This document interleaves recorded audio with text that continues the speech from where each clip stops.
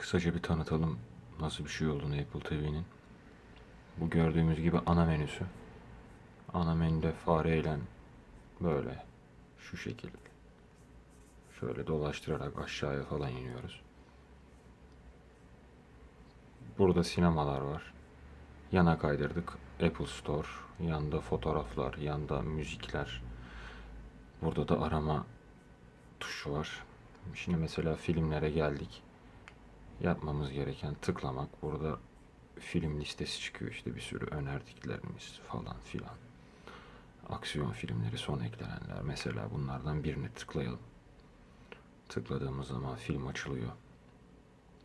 Burada internet bağlantısı 25 megabit. Ama ona rağmen yavaş olduğunu söyleyelim. Mesela filmde işte ön izleme, satın al, kirala, istek listesi var. Buradan ön izlemeye tıklarsak eğer filmin ön izlemesini yapıyoruz. Altyazılar falan Türkçe, buradan ileri gidiyoruz işte vesaire vesaire.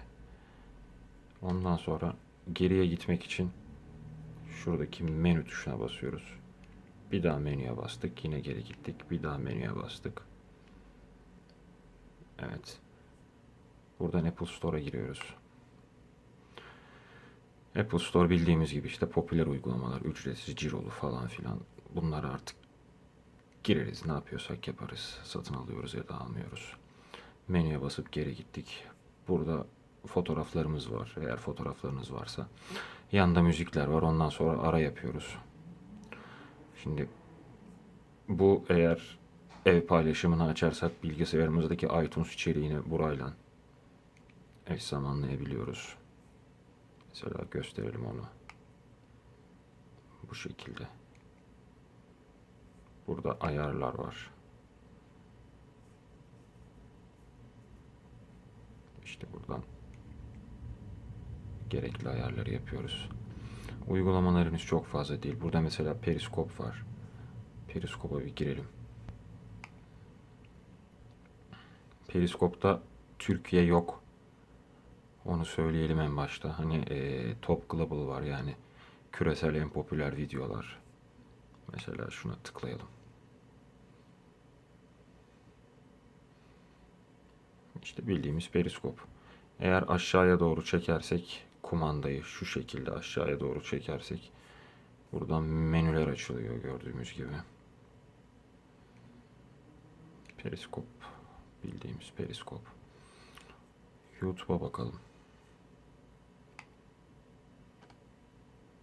YouTube gördüğümüz gibi işte artık YouTube'la hesabımızı giriyoruz. Yani cihazımıza şey geliyor, yönerge geliyor. Şu adresi gir diye. Ondan sonra YouTube üzerinden işte artık ne istiyorsak onu yapıyoruz. Aramaları yine aynı şekilde bunu böyle çeviriyoruz, aşağı indiriyoruz. Bir şeye geleceksek tık diye basıyoruz. Geri gidelim. YouTube'da böyle bir şey. Bir de bir oyun gösterelim.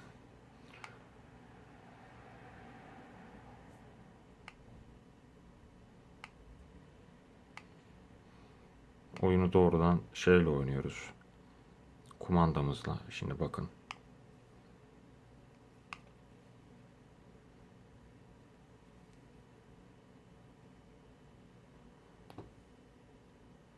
Gördüğümüz gibi karşılayamadık.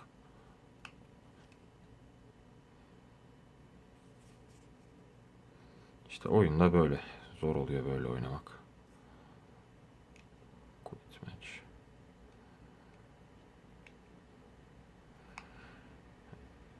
Evet. Şu tuşa 2 kere basarsak şuna,